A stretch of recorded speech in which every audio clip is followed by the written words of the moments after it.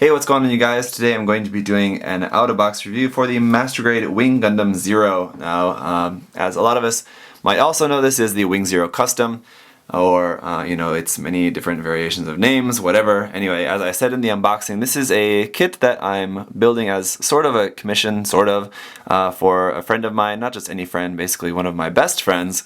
This is his favorite mobile suit, so he asked me to make one for him, and I said, sure. So I'm doing that. Anyway, so this is a kit from 2004, so it's not anything new, so I don't want to spend too much time on this review, just kind of show you guys some of the basics of this kit, 'cause it's been out for a long time, so I think a lot of people probably have either had it and built it, or if it's not something you already have, then it might not be something that you're too terribly interested in. Now, I, as well as my friend, both of us grew up watching Toonami, and so like a lot of us from our generation in America, this particular mobile suit, I think, is maybe more special than others. Now, that being said, there are still quite a few people out there who don't like this design for reasons mostly because of the most unique feature of the kit being its big angel wings. That's understandable, but for me, I mean, giant robots are already kind of very implausible, I think, to put angel wings on it as just like a style point. Yeah, it's silly, but I mean, basically the whole idea of giant fighting robots is kind of silly anyway, so it doesn't really bother me too much. For me, it's not really particularly any sillier than, I don't know, the Astray, for example. I just looked around the room for a minute. That was the first thing I saw. So I don't know. That's just my point of view, and I'm sure my friend shares that point of view. He obviously doesn't think it's silly if it's his favorite, so no complaints about that here. And really, I don't really have a whole lot of complaints about this kit, other than the fact that it does, with it being a little bit older Master Grade, it does have more seam lines than most Master Grades that we're used to now. But I think the seam lines that it does have are the kind that are pretty unavoidable just due to the design of it. I think if Bandai were to remake this kit, I think it might be a little bit better. Is Bandai going to remake this kit? No, I don't think so. Not anytime soon. I know there's one particular person out there who often likes to talk about a 2.0 of this kit, but I don't think that's ever going to happen. If it is, it's years down the line. Anyway, so let's go ahead and take a closer look at some of the articulation. One thing I'll say about this kit, it's very hard to get this into a symmetrical pose. There's a lot of, with those wings and all these feathers are all individually articulated, there's a lot of stuff to line up to get this into a symmetrical pose, so I know that I just tried to do my best there kind of quickly. And also I really want to get started on just the work on this kit, so kind of want to get through the review relatively quickly anyway. So it is going to have some stickers, just one inside the jewel there in the chest, of course for the eyes and cameras there on the head as well as on the back of the head. Let's see if we can turn it around there. There we can see inside the back of the head there's a sticker there as well. Pretty cool design in terms of the head. I think it's done pretty well. So that's going to have be going up only about not that much, not really all that much, maybe a little bit more would have been nice. Down plenty like that, so pretty good range of motion there on the head. These machine guns here are going to open up just a little bit. I think you have to have the head up because they're running into the like little blue fins on the side of the head. See if I tilt the head or something, like turn the head, if those are going to open anymore. But yeah, I guess that is kind of the limit. They're really only going to open so much there. The machine guns there on the side of the chest. But we're just going to keep those closed for now. The cockpit hatch is also going to open. Let me see if I remember correctly. This blue part is just going to basically slide forward and exposing the cockpit inside there. You can see there's our small little white Hiroyui figure inside. That's it, pretty basic there. Arms going to go up about that far. The shoulders are going to move separately as they are on like this kind of track piece that is going to allow for the transformation. Again, I'm not going to show you guys the transformation in this because it's not really too much of a full transformation. It's basically just kind of, you're able to close up the wings around the front of it. It's not really too much to write home about. This part here on the side moves separately, just that one, not this, the middle one doesn't move, just the lower one. That's where one of the seam lines is on that lower piece. You can see that seam line there. And let's see, the arm's going to rotate, just a double joint there, so a nice bend in the arm. Hands are just normal, separated, 1 finger and 3 fingers there, old style master grade hands. We don't really have too much in terms of leftover parts from this kit, but one of the things that we have is hands in gray. So if you don't want to have the white hands, then you can use these gray hands if you want. Just an option there. In the waist, we're going to be having a pretty nice movement forward actually. You can see we're getting a pretty good ab crunch, and I'm sorry that's a little bit dark there. Hopefully you guys can see that alright. So you're getting pretty good movement forward and back there in the waist actually, although I don't know if that's something that's really going to be a good thing. Side to side here as well. With the weight of this kit in the back, and then once you're holding its buster rifles as well, I think you're going to want a pretty solid middle section. But one nice thing is how this is plugging onto its base, so I think that's going to be helped. We'll talk about that in a moment. The skirts are just going to be pretty average. Just front skirt's going to be moving up, side skirt's going to be moving up like that. Back skirt is just going to be moving up a little bit, up and down like that, not a whole lot. Legs are going to be getting some nice bend there. Basically almost 180 degrees. The knee part separates. No separation in the thigh skirt armor though. That's just closed up like that. In the ankles, they're going to be moving side to side a little bit like that. This kind of piece that wraps around the back is going to be floating with the ankle as well. Toe bend is not going to be that much up, but down you're going to have no problems there. Just to try to move that up, you see, yeah, it's basically not going up at all, but down is going to be no problem. So that's good. I think that's really what is more important anyway. Legs out about this far. Anyway, so that's that. For the wings, obviously, we're going to have a lot of articulation here. The back wings are going to be moving up and down. The beam saber handle is in there. It's loose. It just kind of like floats around in there. I wish that wasn't the case, but it is. This is going to fold out like that, and then this part folds down, exposing the inside of the wing there. It's not like the PG where it's like spring-loaded, where like the PG, when you like open this up, this automatically pops down. But you know, it's fine. You are going to have a seam line, of course, going all the way down here. So you're going to have to do a little bit of careful construction there and how you want to glue that and remove that seam line before painting. And then the front wings are actually pretty cool. We're having some ratcheted movement here, forward and back. They're going to rotate there at the base.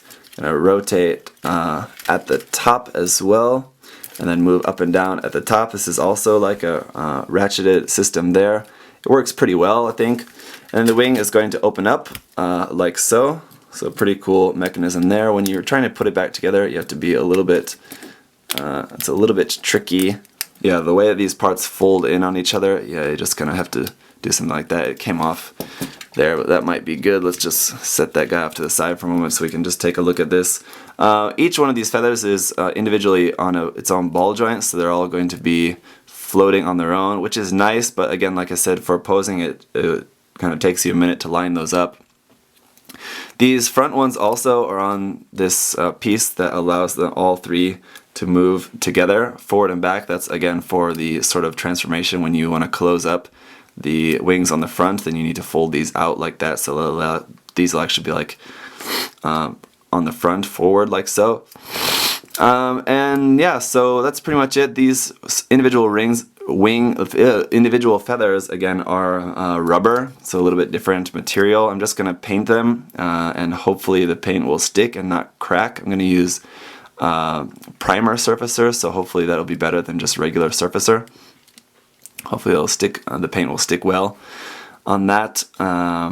So yeah, that's pretty much it for all the articulation and everything. Let me just go ahead and show you quickly some of the accessories that we've got with this kit. Just as a reminder, we do have some dry transfer decals. Here's what those are going to look like there. Pretty nice. Might use some of these, but then I also got a set of water slides from Samuel Decal as well, so we'll be using some of those also. I wanted some more like Verka style decals for this. Then we have our two beam saber effect parts in this kind of turquoise-ish blue-green color. So that's pretty nice. They're like slightly flat and slightly curved, so pretty cool shape for those. We have our 2 Buster rifles, and then these are going to fit together. We have a green sticker there for the lens. These are going to, I believe, just fit together relatively simply. As you can see inside, there's male and female little notches there. So these are just going to snap together. And then these parts here on the bottom, you're going to move those, bring those together like so. So then that's all put together. So this, if this is something that you would want to have together like permanently, you might want to just like glue this all together. I'm noticing that it's very slight, and I really don't know how noticeable it is, but my barrels are not perfectly straight. They're a little bit kind of out at an angle a little bit there. I don't think it's really going to be all that noticeable, but I don't know, if you look here you can see it is kind of noticeable. They are bent out away from each other a bit, so might need to fix that a little bit. Yeah, and then for the handles, you can just fold in one of the handles so that it's basically just holding it in one hand, and then with the other hand you just kind of have to fake it, or you can have them both down. I don't know how that's going to work. I'll try it in a minute when we get that all set up. And then the last thing is we have a base for it. Now this is a base we've seen with other kits since then, but I believe this was the first time that we saw this base, if I remember correctly. How this plugs into the Gundam, as I said earlier, it has a little bit different way of doing that. And just in case I forgot, there is a 1/100 scale standing figure of Hiroyui here too, and this is when they were not putting the base on the bottom, so you might have trouble getting that to actually stand. You'll have to actually glue it onto something, but yeah. Here on the back of the backpack there is a little panel, and we can just pop that off, I believe. Yeah, there we go. It's off, and then this base plugs into there. Then when that's plugged into there, it's going to be pretty secure. And I believe, hopefully it doesn't fall off, that little piece that we took off the back of the backpack, we can plug it into this little space here on the base, so it's nice that we have a place to put that. This is the kind of thing for like kits that have stuff like this that come with a base or something. It's nice that when they engineer, there you go, when they engineer it so that you can plug like extra parts, extra hands, or some sort of extra connection pieces like up underneath the base. It's nice just for being able to store stuff. So that's really cool. So yeah, here we can see when it's up on the base, one thing that, I mean, it's nice that it comes with the base, but the one negative thing about the base is that it's a fixed pose. You can adjust the angle of it slightly. You can make, this is in the higher angle, you can change the angle of the base that's slightly more down, but that's really the only articulation that you're going to have with it. So if you want this in like a really super dynamic pose, I think your better bet is going to be putting it onto like a regular action base. Which you should be able to just using one of the kind of regular action-based connectors. But yeah, I mean, I think the poses that you're going to want to do with this kit are probably either going to be just like one of the few like very iconic Wing Zero custom poses, like shooting the kind of final shooting of the cannons, or just a sort of like angel-ish pose. Or, you know, something like that. So I think doing something like super dynamic, like dashing and like, or kicking, something like that, is probably not what you're going to want to do for your pose for this anyway. But if it is, just keep in mind the base that it comes with is probably not going to be your best bet for doing a pose like that. Right, so as I mentioned, I think if you're going to be buying this kit, this is probably one of the few poses that you're going to want to be going for. When you're putting this on your shelf, because I mean, with a kit like this, just as I said, the angel wings on it are, I mean, pretty obviously they're just a style thing, and so as a display piece, this is something that you're just going to want to display with style and with kind of flash. So you want to have it in like a very iconic pose like this, I think. So anyway, for a kit like this, what you really want out of the kit is it able to do, you know, that super iconic pose that you want it to do. And as you can see, it does it pretty fairly well.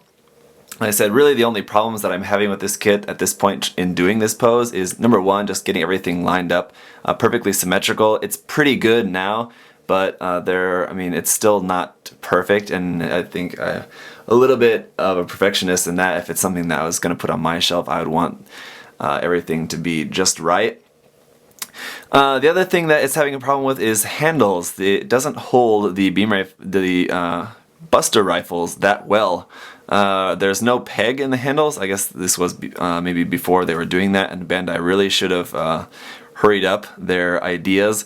I think on this it would have been so much more beneficial if they were using those pegs in the handles for this kit.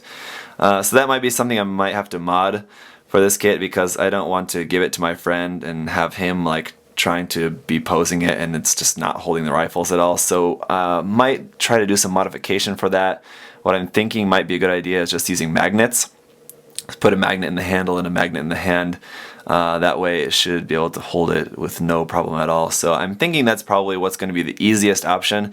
That would probably be easier than trying to add a peg, I think. So I have some small magnets, so that shouldn't be too much of a problem. Alright, so here we are with our final shooting pose. I gotta say, not easy to do this with the fact that it doesn't hold the beam rifles very well.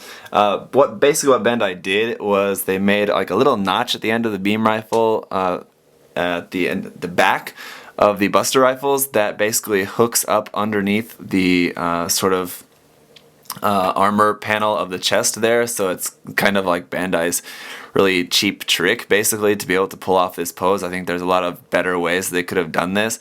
But I mean, is it able to do it? Yes, it is able to do it, despite I think it not being the best way. It is able to do the pose, so that is the important part. If it's able to hold the pose, I don't know, with the slightest touch, the beam rifle is going to fall off of there.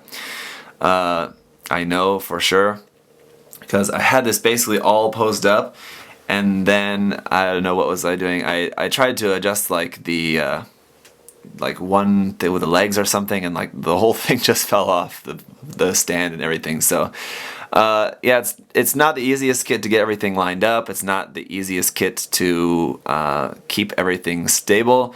It depends on the pose too. I mean, like, it's just this particular pose. The other poses I didn't really have any problems with, just particularly this one. So I don't know, in a way it does everything that it needs to do. It doesn't do those things in really the best way, but you know, it gets by. So it is just a little bit older master grade, so it's got some seam lines on there, it's got some imperfections here and there, but ultimately I think it's a good looking kit. It does what it needs to do, and in the end that's what's going to matter the most. So that's pretty much it, guys. I'm going to get to work now on doing some seam line removal and other stuff on this. I think probably, I guess, do a work in progress video on this possibly. So you might be seeing that soon after this. I'm not sure at this point. I don't know. Anyway, so that's it, guys. If you have any other questions or comments about the kit, please let me know in the comment section down below. Otherwise, thank you guys for watching, and I'll see you next time. Bye-bye.